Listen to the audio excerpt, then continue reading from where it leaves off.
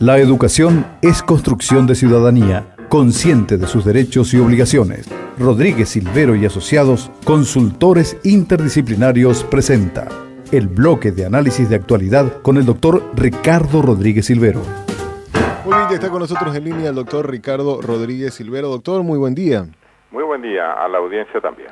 Bueno, doctor, hace días nada más, unos días atrás, el Fondo Monetario Internacional daba el informe que suele hacer justamente cada año y hablaba también sobre Paraguay. Y el tema hoy es Paraguay en la visión del FMI, doctor.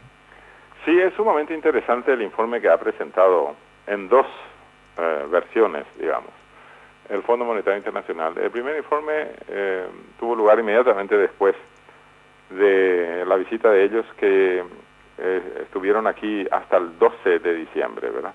Y el segundo informe fue publicado más tarde por el Banco Central. Y los dos informes son complementarios. Hoy vamos a analizar lo que se ha dicho en su primer informe, que es realmente contundente y claro para lo que está pasando Paraguay en estos días de cambio de año, digamos, ¿no? Y es interesante ver, por ejemplo, cómo un organismo internacional que tiene por misión simplemente ordenar la casa financiera de sus países miembros, eso incluye tanto la parte fiscal como la parte monetaria, se explaya de forma tan clara para cualquiera, también para los oyentes de Radio Viva. Por ejemplo, ellos dicen que la coyuntura económica en Paraguay es sólida, pero que tiene desafíos a superar. Y voy a leer un trozo de su informe. Dice: los fundamentos económicos del Paraguay son fuertes. El nivel de deuda, por ejemplo, es bajo, las reservas monetarias internacionales son considerables y el déficit fiscal es manejable. El principal desafío que enfrenta el país, sigue diciendo el FMI, es mejorar el desarrollo social y económico. Las dos cosas, ¿verdad? Y dicen los técnicos del fondo, desarrollo que ha quedado rezagado con relación a la región, en medio de debilidades estructurales e institucionales generalizadas. Ese es un párrafo que escriben los técnicos internacionales del Fondo Monetario, ¿verdad? Bueno, y acá hay que hacer énfasis en que ellos recuerdan que no es solamente crecimiento económico lo necesario, sino sobre todo un desarrollo económico. Y el desarrollo económico significa igualdad de oportunidades para todos, no solamente para los cerealeros en general y para los ojeros en particular, y no solamente para la carne vacuna en general y para los que exportan la carne vacuna en particular, sino todos los sectores de la economía, todas las empresas de la economía que tengan igualdad de oportunidades nada más. Eso no significa que todas las empresas sean iguales o que todos los empresarios sean iguales. Lo que el gobierno tiene que proveer es igualdad jurídica, no solamente en la ley, que es la igualdad jurídica propiamente dicha, sino también en las oportunidades que ofrece la ley. Bueno, y ahí se nota mucho rezago, dicen ellos, es decir, mucho atraso en Paraguay, incluso en comparación con otros países de la región. Y después ya sabemos nosotros que la cuestión social no está bien. Por un lado, con un crecimiento económico tan alto, hay sectores intermedios en la población, o sea, no los que están más arriba, sino los que están por el medio, más o menos, lo que se suele llamar los estratos medios. Esos estratos están sacando provecho del crecimiento económico, indudablemente, ¿verdad? Son los famosos técnicos de mediana escala. Para hablar del sector de la construcción son, por ejemplo, los electricistas, los plomeros, los telefonistas, los piseros, los pintores, todos ellos están súper ocupados, ¿no? Pero resulta que hay una parte inferior en la población que es la clase baja, y dentro de la clase baja, la parte más baja, la clase baja, esa es la que está en pobreza extrema. Y bueno, los beneficios de progreso económico y social no llegan a esa parte baja, a la parte más baja. Entonces algo está fallando en las políticas públicas, algo está también careciendo la ciudadanía en su mentalidad para que se permita que se crezca tanto por arriba y tanto en las empresas orientadas a la exportación y tampoco se crezca por abajo. Y en algunos sectores de muy abajo incluso no se crece nada, es peor, están con problemas de alimentación y de vestimenta. Bueno, y eso dicho por el Fondo Monetario Internacional sorprende gratamente que ellos no se limiten al análisis sobrio o técnico de la balanza de pagos internacionales o de la oferta monetaria o del saldo fiscal, sino que hayan avanzado más en eso. Eso es positivo del informe del Fondo Monetario en lo que hace relación al año 2013, ¿verdad? Y con relación al año 2014, este año nuevo, dicen ellos, voy a citar otro párrafo del informe, dice: la perspectiva de Paraguay para 2014 es positiva. El crecimiento debería permanecer fuerte en 4,8%. La inflación anual posiblemente aumentaría de actualmente 4,4% a la meta de inflación del Banco Central de Paraguay, de 5%. Y los déficits fiscales y de cuentas corrientes estarían en niveles bajos. Es decir, ahí termina ese párrafo. Es interesante destacar que ellos dicen que el crecimiento del producto y la inflación van a estar más o menos al mismo nivel, 4,8% el año que viene. Y lo que hay que señalar a la audiencia de Radio Viva, en un lenguaje sencillo, es que eso de que un año estemos creciendo tan alto como este año, o que caigamos como fue el año pasado, y que crezcamos otra vez muy alto como fue en el año 2010, y que después crezcamos solamente 4% como fue el año siguiente.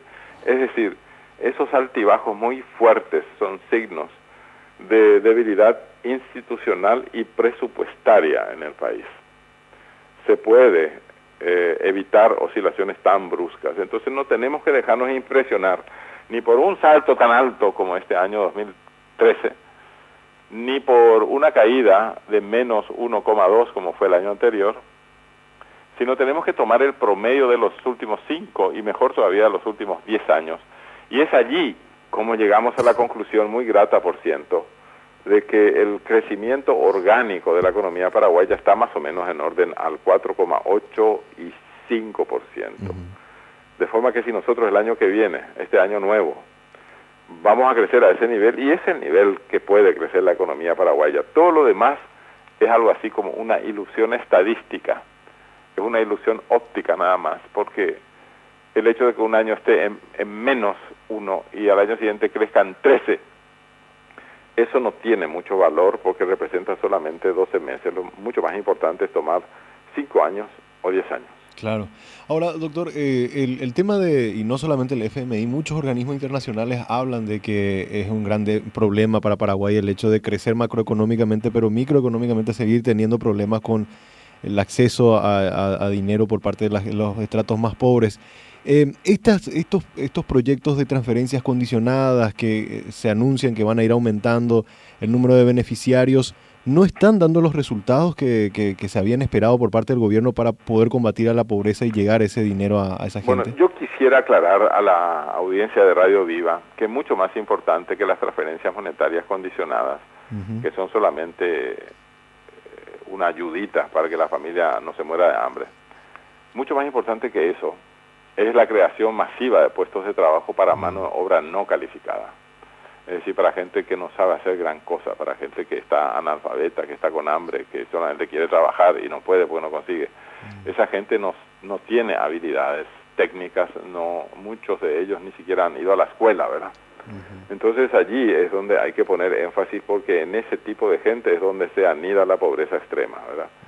Si el gobierno y el sector privado en una alianza público-privada no se ponen de acuerdo en crear puestos de trabajo también para gente en pobreza extrema, que es gente que no sabe hacer gran cosa, y esa pobreza extrema no solamente no va a desaparecer, sino que va a ir aumentando.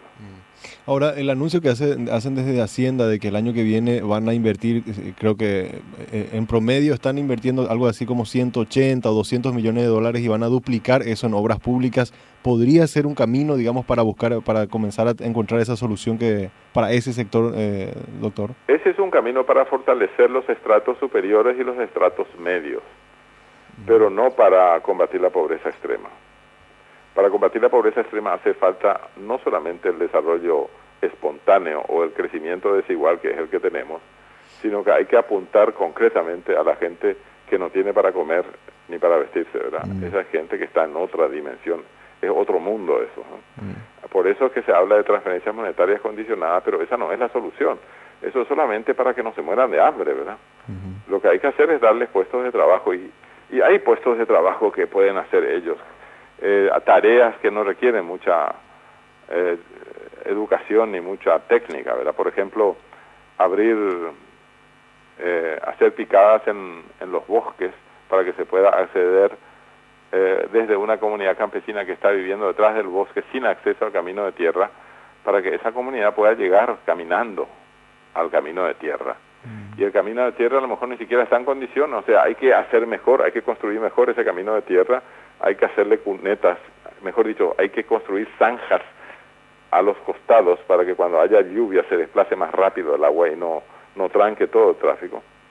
Y hay que ayudar aún más, hay que ir más allá del camino de tierra y empedrar los caminos de tierra también, y al empedrado ponerle ya cunetas, no solamente zanjas, para evitar justamente los raudales. Y ese tipo de tareas que son tan necesarias en nuestro país no requieren calificación ninguna, no requieren que la mano de obra esté alfabetizada.